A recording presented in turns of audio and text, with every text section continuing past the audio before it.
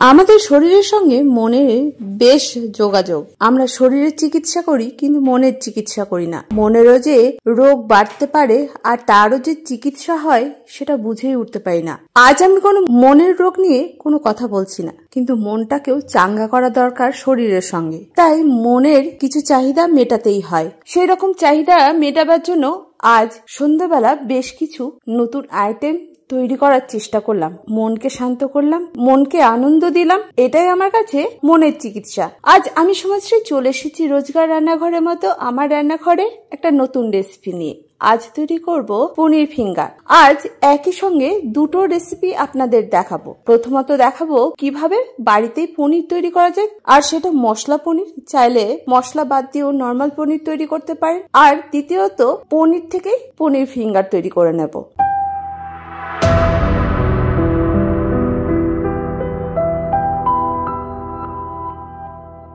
এবার চলে যাই মূল রান্নায়। আজকে আর উপকরণগুলো দেখাচ্ছি না, যেহেতু পনির তৈরি করব তাই প্রথমে একটা বড় কড়াই নিয়ে নিয়েছি। কড়াইতে দিয়ে দিয়েছি পরিমাণ মতো দুধ। আমি এখানে 1 লিটার দুধ ব্যবহার করেছি। এটা ফুল ফ্যাট যুক্ত দুধ ব্যবহার করেছি। আমি হালকা থেকে মিডিয়াম আঁচে গরম হতে দিয়েছি। দুধটাকে ক্রমাগত নাড়াচাড়া করতে হবে যতক্ষণে এটা ফুটে উঠছে। এর মধ্যে বেশ কিছু উপকরণ আমি মিশিয়ে দেব। এর মধ্যে আমি দিয়ে দিয়েছি 1 চা চামচ নুন, 1 চা চামচ চিলি ফ্লেক্স, 1/2 চা চামচ অরিগ্যানো, 1/2 চা চামচ বেসিল, 1/2 চা চামচ রোস্টেড জোয়ানের গুঁড়ো, 2 চা চামচ পার্সলে পাতা কুচি। আর এই উপকরণগুলোকে শুদ্ধ দুধটাকে নাড়াচাড়া করতে হবে হালকা থেকে মিডিয়াম আছে। এবার বলে নি, যদি বেসিল অরিগ্যানো আলাদাভাবে না থাকে তাহলে মিক্স হার্বস ব্যবহার করতে পারেন। আর সেগুলো যদি না থাকে তাহলে চিলি ফ্লেক্স, নুন, ধনেপাতা এই ধরনের কিছু দেওয়ার পরে সেটাকে দুধের সঙ্গে মিশিয়ে নিতে হবে। আর জোয়ানের গুঁড়ো তো বাড়িতে তৈরি করে নিতেই পারেন, সেটা কোনো অসুবিধা হবে না। যদি জোয়ান গুঁড়ো না দিতে চান তাহলে রোস্টেড জিরে গুঁড়োও দিতে পারেন। এবার এই দুধটা যখন ফুটে উঠবে সেটাকে আমরা পনির তৈরি করে নেব। এই দুধটাকে পনির তৈরি করার জন্য আমি নিয়ে নিয়েছিলাম 2 টেবিল চামচ ভিনেগার, 2 টেবিল চামচ জলে মিশ্রণ। এটাকে একটা বাটির মধ্যে তৈরি করে রেখে দিয়েছিলাম।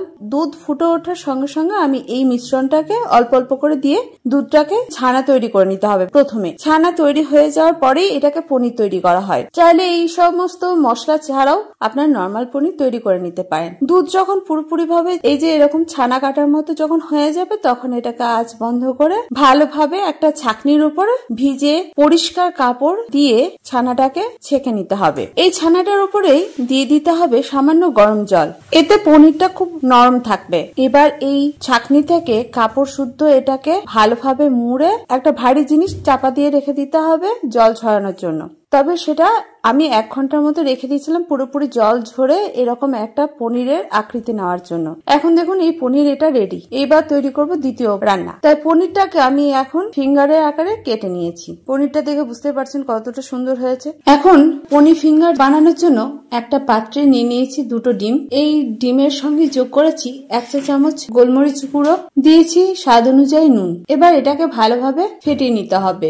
এই ব্যাটারের মধ্যে পনিরের টুকরোগুলোকে ভালোভাবে ডুবিয়ে এবার এক একটাকে তুলে ব্রেড ক্রাম্বের মধ্যে কোট করে নিতে হবে। চাইলে 2 বার করতে পারেন, কিন্তু যেহেতু বাড়িতেই খাবো সেটা খুব বেশি কোট করিনি আমি। এভাবে সমস্ত পনির ফিঙ্গার গুলোকে তৈরি করে নিয়েছি।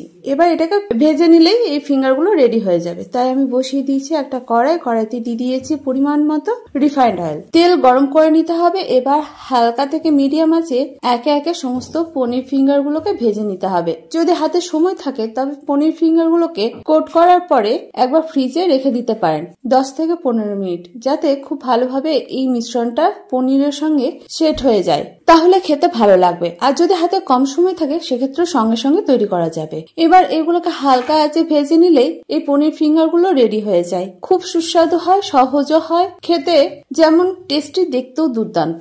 বাচ্চাদের কাছে বেশ আকর্ষণীয়। শুধু বাচ্চারা কেন, বড়দের কাছেও বেশ মজাদার। আর সন্ধ্যাবেলা যদি মুখরোচক কিছু খেতে ইচ্ছে করে এই ধরনের খাবার তৈরি করে ফেলুন। চাইলে আজকেই তৈরি করে ফেলুন। তৈরি করার পরে কেমন হয়েছিল সেটা কিন্তু কমেন্ট করে জানাতে ভুলবেন না।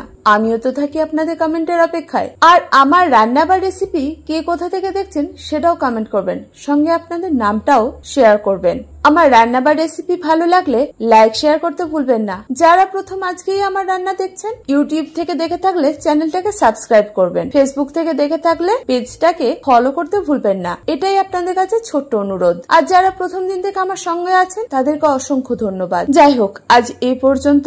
দেখা হচ্ছে পরবর্তী ভিডিওতে। আপনারা ভালো থাকুন, সুস্থ থাকুন। ধন্যবাদ।